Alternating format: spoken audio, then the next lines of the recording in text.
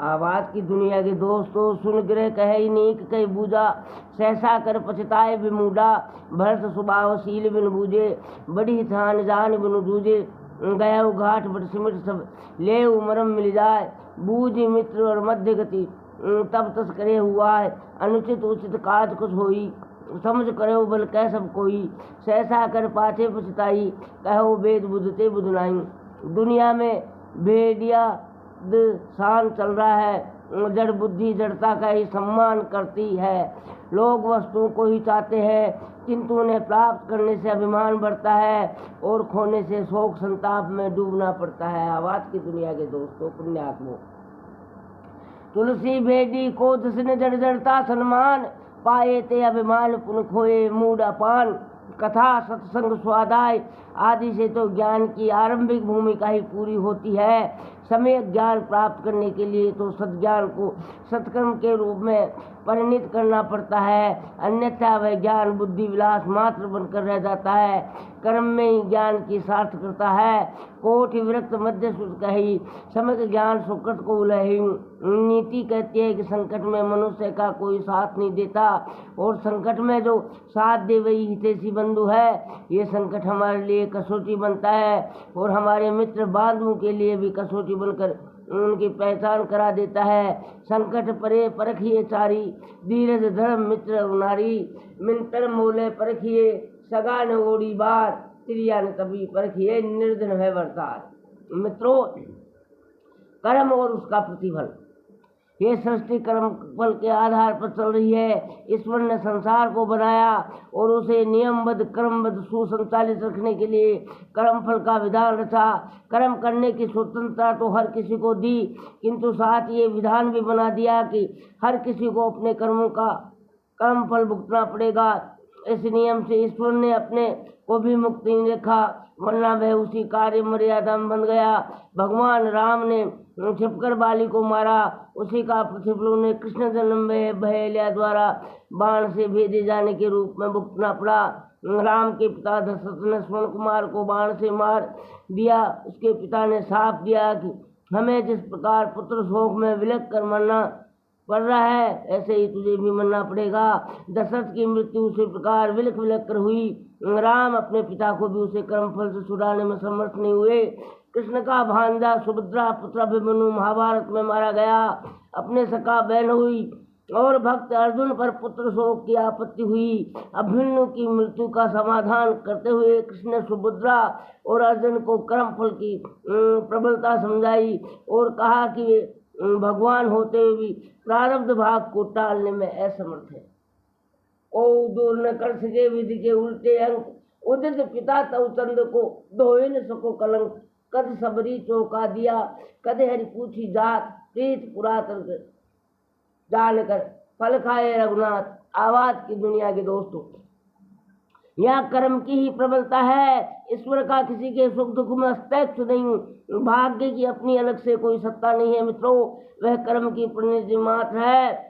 बिजली हमारी विविध विधि सेवा साधन में लगी रहती है, पर यदि उसे गलत रीति से छुआ जाए तो प्राणहरण भी कर लेती है, और इस बात का ध्यान नहीं करती कि फिटिंग कराने वाला उससे कितना प्रेम करता है। भगवान की भी ऐसी विधि व्यवस्था है जो सत्व गामी के लिए विविध विधि सुख सुविधाओं को प्रस्तुत करती है और कुमार्ग पर चलने वाले को दंड देने से भी नहीं चूकती। भगवान का एक नाम रुद्र भी है, जिसका अर्थ होता है भयंकर। सन्मार्ग गामी के लिए विभक्त वत्सल दीन दयाल करुणानिधि दया सिंधु आदि हैं, पर कुकर्मी के लिए जल्लाद की तरह निर्दय बनकर पूरी कठोरता से दंड व्यवस्था भी करते हैं। इस कठोर व्यवस्था को भक्त लोग मवाद से भरे फोड़े में चीरा लगाना जैसा मानते हैं, और वे यह आशा नहीं करते कि पूजा पाठ से प्रसन्न होकर भगवान अपनी कर्म व्यवस्था को पलट देंगे। वे भक्त अभक्त का भेद किए बिना फल की यथोचित व्यवस्था करते हैं। रामायण में इसका उल्लेख अनेक स्तुतियों पर स्पष्टता से किया गया है। मित्रों, अयोध्या कांड में कर्म के अनुसार ही फल मिलने की सिद्धांत शास्त्र तथा लोक समस्त कहा गया है। पुण्यात्मों, सत्संग प्रेमियों, माताओं, भाइयों, बहन मित्रों, करे जो कर्म पाओ फल सोई, निगम नीति कह सब कोई। इसी संदर्भ में एक मार्मिक प्रकरण अरण्य कांड में आता है। तब जटायु को शरीर त्याग कर परम गति में जाते हुए देख कर राम आंखों से आंसू भर कर कहते हैं, हे तात, तुमने सत्कर्म द्वारा ये श्रेष्ठ प्रतिफल पाया है। जल भर नैन कहे रघुराई, तात कर्म निज ते गति पाई। परमात्मा मनुष्य के शुभ शुभ कर्मों के अनुसार निर्णय करके फल देता है। ये तथ्य अयोध्या कांड में नगरवासियों की चर्चा में स्पष्ट उतरता है। शुभ रसु कर्म अनुसारी ईश देव फल हृदय विचारी। वन गमन के कथा प्रसंग में भगवान राम एवं जानकी को धरती पर सोता देख कर निषाद राज गो दुखी होता है, तो लक्ष्मण जी उसे समझाते हुए कहते हैं, कौन काउ दुख सुख कर दाता, निज निज कर्म भोग सब ब्राता। हस विचार ने की जब रोसु, काय वर्ष दे है उरोसु। अयोध्या कांड में देव गुरु बृहस्पति देव राजेंद्र को भगवान की कर्म मर्यादा का बोध कराते हुए कहते हैं, कर्म प्रधान विश्व कर राखा, दो दस करे सो तो 10 फल राखा। मानस के पात्र इस तथ्य को भली प्रकार जानते हैं कि मुख्य तो मनुष्य के कर्म है। भगवान का विधान तो उन भले बुरे कर्मों के फलस्वरूप सुख दुख को व्यवस्था भर करता है। श्री राम लक्ष्मण एवं जानकी को उनमें देखकर ग्रामवासी आश्चर्य करते हैं, किंतु सोच अपना समाधान यही तथ्य स्मरण करके कहते हैं, जन्म हेतु सह कब माता, कर्म शुभा शुभ देवी विधाता। चित्रकूट के प्रसंग में माता सुनैना दुखी होकर विधि विडम्बना के दोष देने लगती है। तब माता कौशल्या उन्हें समझाती हुई कहती है कि विधाता को दोष देना उचित नहीं, कर्म का सिद्धांत अकाट्य है और उसे विधाता ही जानता है। अपने हरे हरे। जय श्री कृष्णा। राधे राधे। अज्ञान के कारण उसे बुरा नहीं कहना चाहिए। मित्रों, कौशल्या का उदास उनकाऊ, कर्म विविध दुख सुख से दिलाऊ, कठिन कर्म गतिदान विदाता, जो सुबह सुबह सकल फलदाता।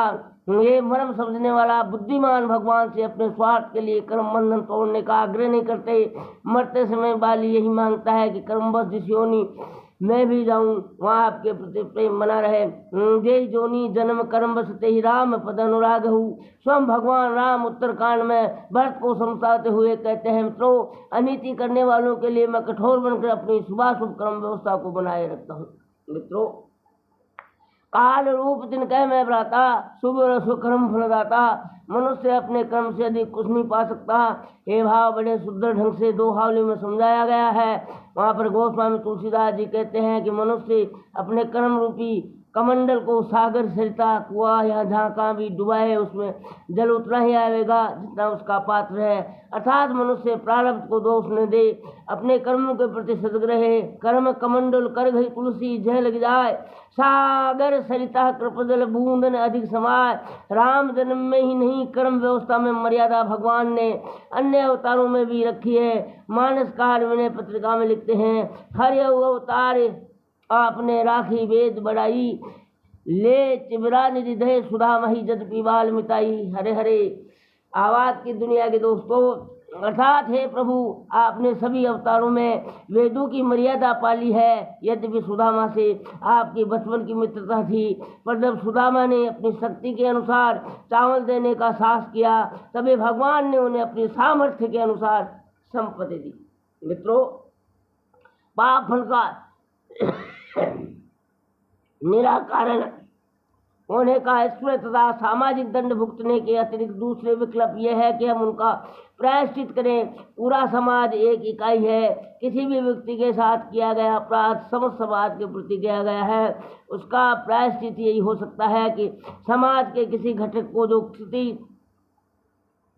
पहुंचाई गई है उसकी पूर्ति समाज में सत्प्रथों का अभिवर्धन करके पतन के लिए खोदे गड्ढे का उत्थान की मिट्टी से पाट कर दे। पाप की शक्ति को पुण्य की उदारता से पूरा करें। इसी से पापों का स्वच्छा दंड भुगता जा सकता है और संचित तथा क्रियामन कर्मों के फल से निवृत्ति मिल सकती है। प्रारब्ध का परिपाक तो तब भी भुगतना ही पड़ता है। भगवान ने सबको कर्म स्वतंत्रता दी है, किंतु उसका फल देना अपनी निष्पक्षता न्याय सत्ता के अंतर्गत रखा है। उस समदर्शी को किसी को दुख किसी को सुख देने की क्या आवश्यकता है। आवाज की दुनिया के दोस्तों, सत्संग प्रेमियों, माताओं, भाइयों, बहनों, प्रारब्ध कर्म फल कोई विधि का विधान ईश्वर का कानून कहा जाता है। उसकी अमेठता का उल्लेख मानस में किया गया है।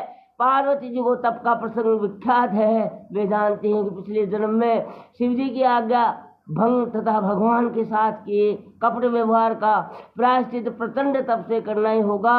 अतः तप का प्रकरण आने पर उनकी माता मैना देवी जो मौत दुखी होती है तो उन्हें समझाती है और कहती है, माता जी आप कर्म की व्यवस्था को मिटा नहीं सकती, जो कष्ट मुझे भोगना है वह हाल में कहीं न कहीं भोगना ही पड़ेगा। अतः कष्ट के वजह से मुझे शेष जीवन क्रम अपनाने से रोको मत। हरे हरे। तुम सन मिटई की विधि के अंका, माथ मृदन लेव कलंका, दुख सुख जो लिखा लीलार, हमरे जाब जय पावों तही। इसी प्रकार का भाव गुरु श्री राम वनगमन तथा दशरथ मरण के संदर्भ में भरत जी से व्यक्त करते हैं। कर्म के अनुसार अपने शिष्य राजा दशरथ के मरण तथा राक्षस को दंडित करने के लिए श्री राम का वनगमन अटल प्रसंग के रूप में सामने आ चुके थे। वे भरत से दुखी हो उसे टालने की अपनी असमर्थता व्यक्त करते हुए कहते हैं, सुनो भरत भावी प्रबल बिरख कहो मुनिनाथ, हानि लाभ जीवन मनन दस अवदस विद्यात। विधि ब्रह्मा को भी कहते हैं तथा कानून को भी कर्म करते हुए मनुष्य स्वतंत्र है, पर उसका फल देना ब्रह्मा अथवा भगवान की नियम व्यवस्था के अंतर्गत है। यही भाव गुरु श्री जी का है। यश अपस हानि लाभ मर्यादा के अनुसार अथवा विधि नियम व्यवस्था के अनुरूप ही मिलते हैं। इसकी पुष्टि मानस के अन्य स्थलों पर भी मिलती है। काकसूर समाज में कहा। जय हो राघवेंद्र जुगल सरकार। गोस्वामी तुलसीदास जी महाराज। महबूब है दिलों में वह दौलत कमा गया, अपनी जुबा को मोती बना गया। हरे हरे। सब्सक्राइब की कतई बार ला दे मित्रों, ये नितांत आवश्यक है। मेरी आपसे भी नंबर गुजारिश है, आप आज की दुनिया के दोस्तों।